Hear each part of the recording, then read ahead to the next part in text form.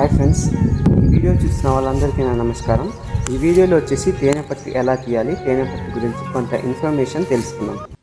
Video కొంచెం fast forward చేస్తున్నా, ఎందుకంటే మన డెస్టినేషన్కి త్వరగా చేరుకోవాలని. ఇప్పుడైతే మన లొకేషన్కి వచ్చేసినాం. ఇక్కడ తేనె ఎక్కడ ఉందో చూద్దాం. వా, ఏందిరా ఇది, ముళ్ళు చూస్తే బాబోయ్ కూర్చుకుంటే అంతే. ఇక్కడ పోసిందిరా తేనె ముళ్ళులా. హాయ్ ఫ్రెండ్స్, మీరు గమనించారా తేనెని? సో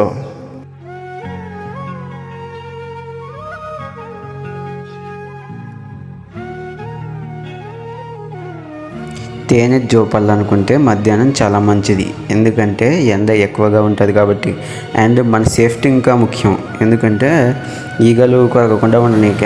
నేనైతే టవల్ కప్పుకున్నా తలకి. ఎక్కడ కొరికినా ఏం కాదు, కానీ ఫేస్కి మాత్రం సేఫ్టీ ముఖ్యం. తేనె లోపల పోసింది కాబట్టి ఫస్ట్ దాని చుట్టూ మన తేనె బయటకు రానికే క్లీన్ చేసుకోవాలి. అంటే చిన్న చిన్న కట్టెలు ఉంటే తీసేసుకొని అప్పుడు ఈగల్ని లేపి బయటికి తీయాలి.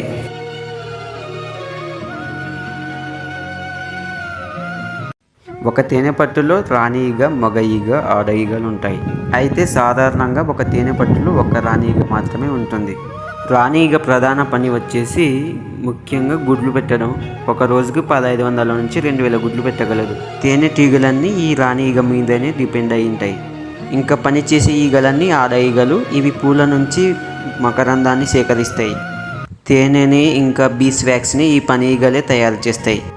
ఇంకా మగ ఈగలు వచ్చేసి రాణి తేనెటీగతో కలయిక చేస్తాయి. ఇంకా ఇవేమీ పని చేయవు. ఇంకా హనీ బీస్ గురించి అంతే ఫ్రెండ్స్. మొత్తానికైతే తేనె జోపేశాం. ఈ ఇన్ఫర్మేషన్ మీకు నచ్చినట్లయితే ఒక లైక్ చేసి సబ్స్క్రైబ్ చేయండి. Thank you for watching.